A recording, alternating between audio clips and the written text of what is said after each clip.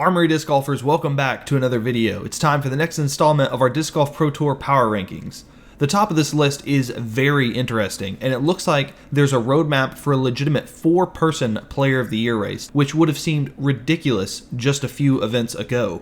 A quick reminder that these are power rankings, not season standings, and another reminder to be sure to let me know in the comments which of these slots you do or don't agree with. Without further ado, kicking off our list at number 10 and making his first appearance on the Power Rankings this season is Ezra Robinson, who thus far has been the better of the two Robinson brothers and the better of the two Ezras on tour. That first one is particularly surprising because I think we all expected Big Bro to make more of an impact on tour this season than what he currently has. But we're not here to chat about Isaac. Ezra has had a really solid season thus far. He's currently 6th in tour points overall, largely because he has played in every event stateside this season, and he's consistently been a top 20 guy. You've almost certainly seen him several times on coverage at different points throughout the year, but he's only been able to land 3 top 10s and 1 podium finish, a 3rd place at Champions Cup. I called for a breakout season for Ezra this year, and it looks like he's right on the cusp. He's pushed his rating up to 1040, and he looks at home competing with the big dogs on tour. Ezra has a unique, snappy spin to his form that I enjoy watching. The good thing is, I'm sure we'll get plenty of chances to see more of it as the season goes along. Number 9 on our list is Gavin Rathbun, who is still not sponsored somehow. But I'd be surprised if that doesn't change in the next few weeks because this dude has been on an absolute tear. A 3rd place finish at DDO, 2nd place at OTB, and a top 10 points ranking overall for the year thus far prove that he's certainly back and deserving of some sponsorship love. Gavin's an easy guy to cheer for. He's got the young prospect who was cast off because of a major injury and now he's making a comeback storyline going for him. And he's just a fun player to watch. Dynamic Discs, who signed him away from Discmania a few years ago, decided to not renew his contract at the beginning of the year, and Gavin has been rolling an open bag as he torches Pro Tour fields. He surely won't be homeless for long though, and I'd personally be incredibly down to rock some Rathbun Tour Series discs. Personally, I'm cheering for him to go back home to Discmania, but I would also really like to see Innova make a move and pick him up. The dude put a ring on it last week, and it's high time for a disc manufacturer to get down on one knee for him and do the same. Moving on to number 8, we've got Chris Dickerson, who I acknowledge might be the most underrated player on the list this go-round. Chris is 1 win away from being solidly within the top 5 and vying for a top 3 spot. I mean, just look at his season compared to Ganon, who has been widely considered a top 3 player on tour all year long. He missed the OTB Open and Texas States this year and has still tied for the 2nd most top 10s on tour, an incredible show of consistency for the Limestone Laser. The knock on Dickerson is twofold. First, he hasn't really vied for a win this season, even though he's always near the top of the leaderboards.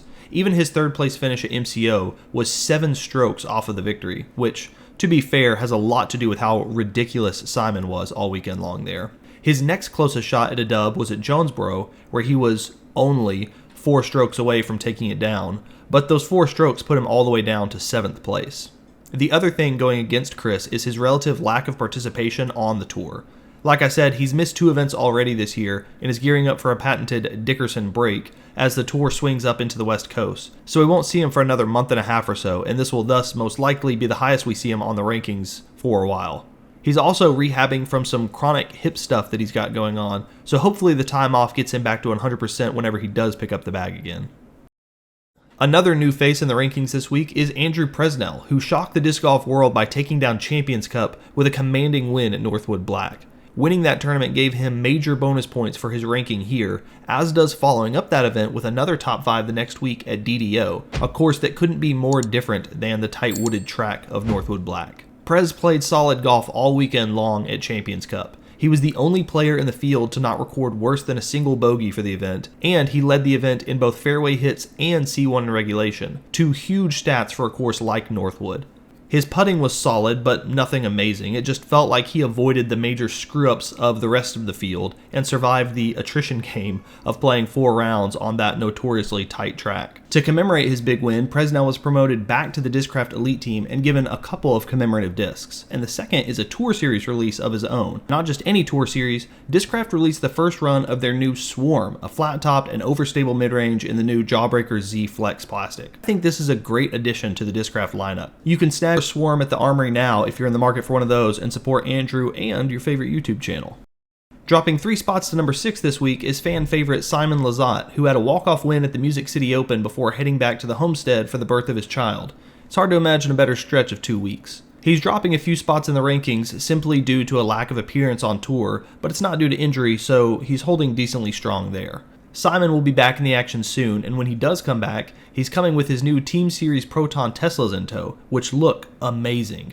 This art is some of my favorite for a Tour Series disc in recent memory, and Proton Plastic is always top of the line. MVP is also finally releasing the Conrad Detour in both stock and Conrad Special Edition stamps, alongside Electron Entropies and Fission Time Lapses. Apparently Simon's fellow Crush Boy is already on the Fizzy Time-Lapse hype train, and I'm excited to see these fellas huck 'em left and right, because it's hard to imagine a farther flying disc than what is essentially an extra gyro, slightly lightweight destroyer. The Portland Open is hosted at a course that sets up well for Simon, though honestly it seems like every course sets up well for Simon, so I'm excited to see him return next week for that. Holding down the fort in the middle of our rankings once again this week is Niklas Anttila, who remains difficult to rank because he's either amazing or amazingly mediocre.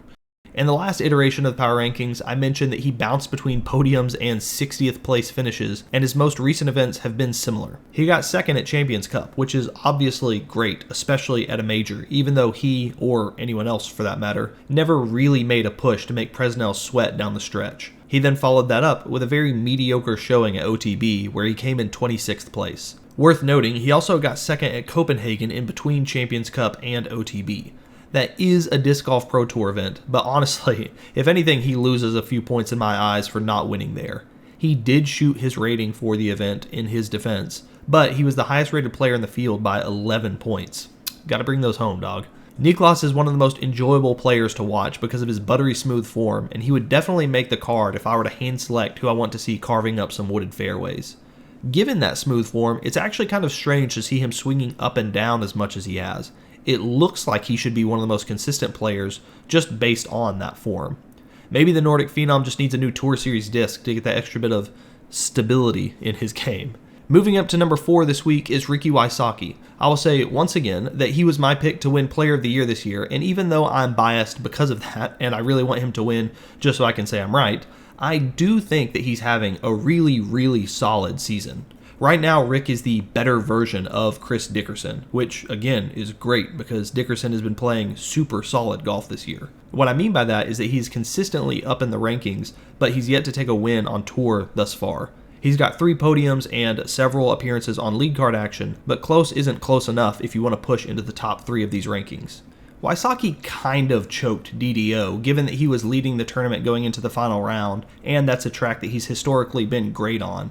But that was really more about Calvin winning and less about Ricky losing. I also say choke loosely because that would only apply to someone in the echelon of Ricky Wysocki, who has set an absurd standard for himself because of his performance over the years. His final round at DDO was still 1030 plus rated, but at no point in the entire final round did he pick up a single stroke on Calvin, and he bogeyed each of the final 3 holes to drop to a 5th place finish. That sounds like a lot of negativity for a guy that is sitting in the number 4 spot, but that's once again just because of the high standard Wysocki has set and the respect he's earned by winning events year in and year out. Speaking of which, how high does he jump with a win? If Ricky takes down Portland, which is a Disc Golf Pro Tour Plus event, his season immediately looks a lot like Ganon's and not too far off Calvin's. That's obviously dependent on what the other top guys do at that event as well, but Ricky is well within striking distance to make a lot of noise going into the middle of the season. Someone else who's making a lot of noise this year is our first podium placement for the Power Rankings this time around, Ganon Buhr, who somehow dropped in the Power Rankings after moving into first place in Tour points for the year. It's a crazy world we live in. Ganon is the leader in Tour points because he's been consistently finishing in the top 10 all season long. His 8 top 10s are the most in the entire MPO field, and if I had to put money down on who I would think would go on the longest top 5 streak right now, it would be the young gun from Iowa. He finished second at DDO thanks to a blistering 1073 rated final round, and I almost called a ridiculous comeback on the final day that was spoiled by another gargantuan effort by Vinny Buckets. Speaking of crazy final day comebacks, the Las Vegas Challenge wasn't a Disc Golf Pro Tour event this year, but it might as well have been given how deep the field was. Ganon was leading that event before Connor Rock went absolutely bananas to come from behind and take the win there, but his second place finish there still resulted in a 1057 rated event and put him over multiple other 1040 plus rated players for the weekend. Because of his consistency and the fact that he already has a win under his belt, Ganon is also squarely in contention for that Player of the Year recognition. If he were to win Portland, I think there could be a very serious case made for him over AB, especially considering that it would make his 2 wins on the year both at DGPT plus events. That's obviously a hypothetical, but we all expect Ganon to at least make a strong push for it to become reality at the turn of the month. Taking home the silver in this week's power rankings might be the most contended slot on this list, given that these are power rankings, not season standings. Anthony Barela has really fallen off the pace that he set at the beginning of the season, and has only taken a single top 10, which was a 10th place finish at Champions Cup, since the last power rankings. To be fair, it was inevitable that AB would fall off the pace that he was on at the beginning of the season, but the surprising thing for myself and many others was how consistently he has been out of contention after lighting the disc golf world on fire for the first full third of the season. Since winning Jonesboro, he's taken 7th, 10th, 14th, and 18th in his last 4 Disc Golf Pro Tour events, but he still gets a ton of residual points because of the way he started out the season. I think the most surprising thing for me is that with the exception of Champions Cup, I feel like the courses that the Pro Tour has been at lately have lined up really well with Anthony's strengths, namely throwing 700 feet off the tee pad and navigating these park-style courses. Don't get me wrong, AB would still absolutely get my vote for Player of the Year if the season ended today, and he would still almost certainly get it if the season ended a month from now, unless something ridiculous happened over the next few events. But it'll be interesting to see how he pushes back and pushes forward over the course of a long season. And finally, ascending to the top spot of the power rankings is the final boss of disc golf, Gavin Heimburg. I don't even know where that nickname came from, but it's pretty friggin' sweet, especially when you're riding back-to-back Pro Tour victories. Calvin was dealing with a shoulder injury earlier this year and came out the gates a little less Calvin-esque than we've come to expect, but Vinny has absolutely hit the gas and is once again looking like the best player in the world. And the thing about Calvin is that there's something about the way he dominates events that looks so low-key. I don't know if it's the expressionless way he carries himself throughout the round or what, but he seems so unassuming while he's winning on the biggest stage. Maybe it's because Calvin just makes the game look easy by hitting fairways and making all his gimme putts. He led the field at DDO in both C1 and C2 in regulation and strokes gained tee to green, which allowed him to win by essentially 4 strokes, even while having a fairly mediocre putting performance at 86%. Then at the OTB Open, he once again led the field in C1 in regulation and strokes gained tee to green, while also topping the charts in park percentage, which allowed him to win the event while only putting at a 79% clip. The low ceiling Open really set up well for Calvin's game, and the trend of drive for dough, putt for show continues on the Pro Tour level. Calvin has now racked up 5 top 5 finishes in his last 6 events to go alongside those back-to-back wins, and is right back in the middle of the discussion for Player of the Year, which would be a back-to-back honor for him if he were to win that again this year. I don't think any of us expect Calvin to go away, and even though AB and Ganon had better starts to the season, if I were a betting man, I think I would go with Calvin to have the best second half of the season overall. Worlds is going to be at New London Tech this year, which is a course that sets up well for his game, and we might finally get a chance to see a long-awaited 1X next to Heimburg's name on some Halo destroyers. I know that I've mentioned several players for the Player of the Year battle, but I think that there's a very realistic line for these 4 guys to make a legitimate push at it, which is really exciting.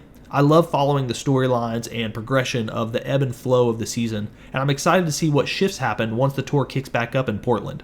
I'm also a fanboy that is holding out hope that Paul McBeth is just one event away from putting it all back together and making his way back to the winner's circle, because making these lists without his name on it still feels weird to me.